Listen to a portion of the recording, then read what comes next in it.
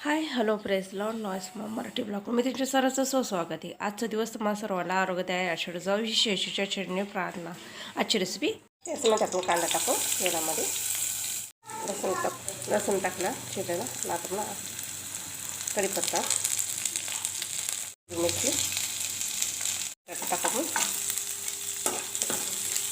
मध्ये जिरे टाकू, मध्ये आपण हळद टाकू, मध्ये आपण टमाटे टाकू, आवडीनुसार मीठ टाका तुम्ही.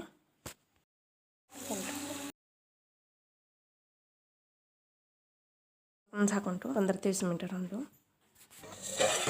बघा आपली रेसिपी मूग डाळ, मुगाच्या डाळीत बटाटा टाकून 20 मिनटं कोथिंबीर टाकून.